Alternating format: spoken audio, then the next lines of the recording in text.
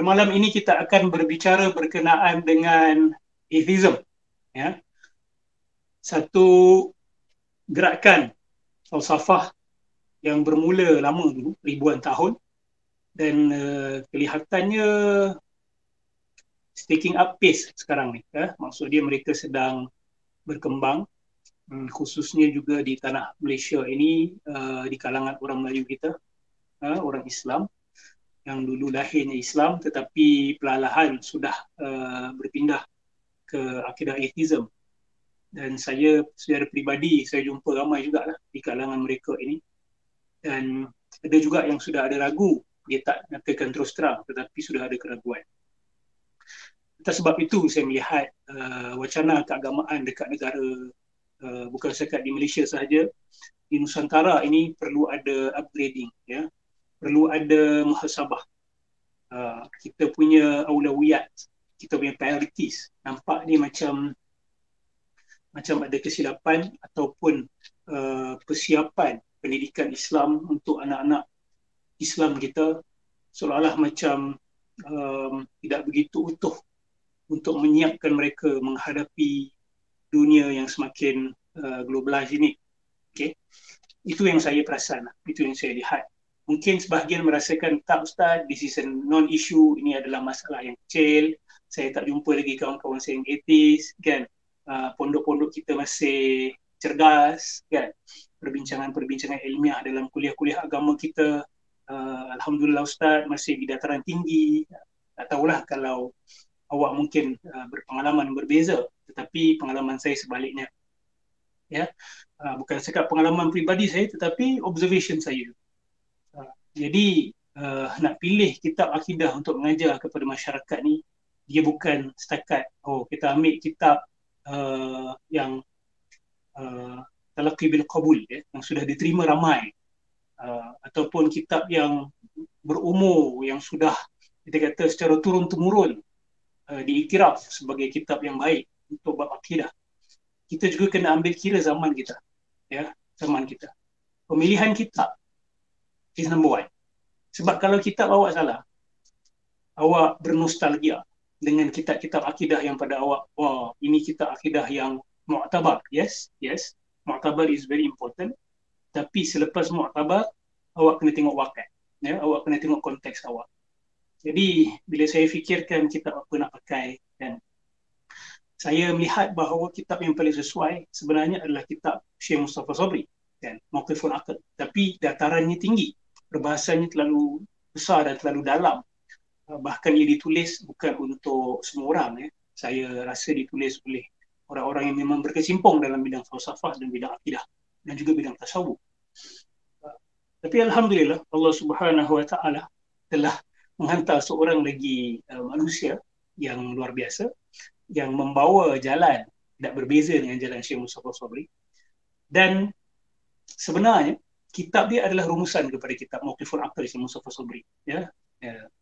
Itu siapa? Syekh Said Ramadan Al-Buti yang menulis kitab Kubra Al-Yaqiniyat Al-Kauniyah. Jadi saya melihat antara kitab-kitab yang paling sesuai untuk zaman kita ni adalah kitab Kubra. Sebab kitab Kubra ini dia tidak terlalu terikat dengan perbahasan tradisional. Bahkan Syekh Said tidak, dia menggunakan juga bahasa-bahasa istilahat-istilahat kalam, istilahat-istilahat ilmu akidah Islam. Tapi dalam masa yang sama, Syekh Said, kita lihat beliau tidak begitu selesa kalau nak terikat sangat dengan istilahat ini. Sebab yang penting kita menyampaikan akidah kepada masyarakat, akidah yang mantap. Istilahat itu nombor dua. Istilahat itu ada kepentingan dan boleh membantu orang-orang tertentu.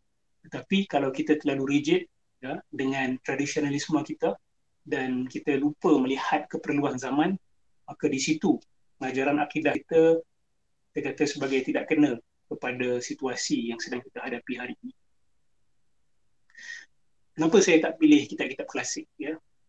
Isu pertamanya adalah kitab-kitab klasik ini dia tidak menangani secara langsung cabaran-cabaran akidah zaman kita. Walaupun sebenarnya ada dalam kitab-kitab Aqaid Nasafiyah, ada Umul Barahin, ada, kan, ada kandungan dia dalam kitab-kitab seperti itu. Tetapi ia bukan direct, dia bukan secara langsung. tapi Syekh Said secara langsung. Dan Syekh Said juga adalah seorang yang berkalam. Berkalam ni maksud dia berhujah, mempertahankan akidah Islam dengan pemuka-pemuka fikiran-fikiran menyeleweng, seperti sosialisme, komunisme pada zaman beliau, materialis, mereka-mereka yang hanya percaya bahawa yang wujud hanya benda. Syekh berhadapan dengan mereka secara langsung. Jadi Syekh bukan setakat berteori, tetapi beliau juga berpraktikal. Dan amat payah untuk kita cari mutakallim pada zaman kita. Amat payah sebenarnya, bukan senang. Sebab apa? Sebab satu, dia bukan kerja yang ringan. Awak nak kena berhadapan dengan kita kata sebagai pemuka-pemuka yang menyerang Islam, dan awak nak kena berhujah dengan mereka. Awak kena dalami falsafah mereka, awak kena tahu pemikiran mereka, lepas tu awak kena tahu macam mana nak bertahan dan memperjuangkan Islam. Ini adalah satu dataran peperangan juga sebenarnya. Okay? Peperangan ni ada dua medan, satu medan silah, satu medan senjata, satu medan kalam dan percakapan, medan penghujahan. Dan medan penghujahan ini dilihat macam seolah-olah belum lagi rancak di kalangan orang Melayu. Kita ada orang-orang yang hebat dalam penghujahan dan sebagainya, tetapi belum lagi dibudayakan dalam masyarakat. Sebab tak tahu kemungkinan dari segi nature, orang kita ni dia tidak berapa minat dengan benda-benda macam ni. Tetapi apa kita nak buat? Kalau sudah ada datang serangan, mungkin kita ni sebagai good natured people, maybe, we don't like conflict, we don't like confrontations. But bila dah ada konfrontasi daripada orang lain, bila dah ada serangan daripada orang lain, kita kena keluar daripada comfort zone kita. Okay? Kita kena keluar daripada comfort zone kita. Kita bukan lagi hidup di zaman kampung dulu. 100 tahun, 200 tahun dulu, awak tidak diserang oleh pemikiran apa-apa pun pada waktu itu. Mungkin kadang-kadang ajaran sesat masuk sekali-sekala dalam beberapa puluh tahun. Tapi sekarang ini, serangan itu daripada mana-mana saja. Daripada mana-mana saja. Dan capaian dia itu luas dan cepat sampai. Sangat cepat. Sangat cepat. Ramai mak ayah yang tak sedar, anak-anak dia orang sudah terpengaruh dengan atheism. Sudah terpengaruh dengan LGBTQ lifestyle. Sudah terpengaruh dengan woke filosofi sekarang ni. This rights movement. Rights. Liberal movement dan sebagainya. Banyak ibu bapa tak sedar. Anak-anak dia sudah terpengaruh sebenarnya. Tetapi mak ayah tak boleh nak engage. Okay? Saya baru-baru dapat satu soalan daripada sahabat FB saya. Ustaz, macam ni kita nak ajar akidah kepada anak-anak kita, khususnya tentang atheism dan sebagainya. Bagi saya, pertama sekali, mak ayah dengan anak-anak kena banyak dialog. Kena banyak soalan, kena banyak berdialog. Okay? Kita mungkin menyangka bahawa cara macam ni boleh menanam ragu Ustaz kepada diri anak-anak. Tapi dia boleh menanam ragu kalau cara salah. Okay? Kalau mak ayah sendiri tidak ada kesediaan, tidak ada kemampuan, tidak ada ilmu, maka dia akan menambah masalah. Kan? Tetapi kena sedar, sama ada awak dialog ke tak dialog, anak-anaknya dia ada dialog dalam jiwa dia. Kan? Dia tengok movie, dia ada dialog-dialog yang boleh menggoyang akidah mereka. Jadi cara yang kita kena buat adalah kita tak boleh lari. We cannot run away from it. And we cannot sweep it under the carpet. Kita tak boleh sapu di bawah kapet. Kita kena confront.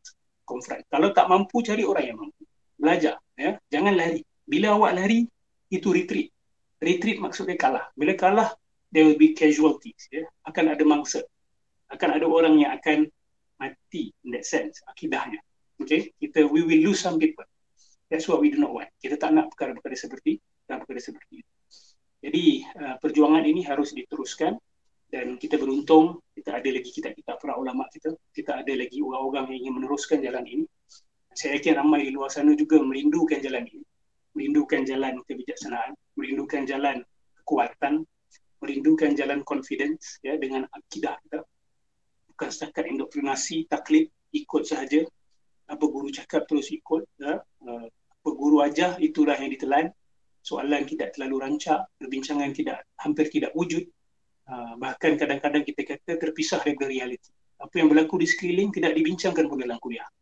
Apa yang berlaku dalam dunia tidak dibincangkan dalam kuliah. Kadang-kadang. Jadi kita elakkanlah semua ini dan kita muhasabah. Kita muhasabah. Baik.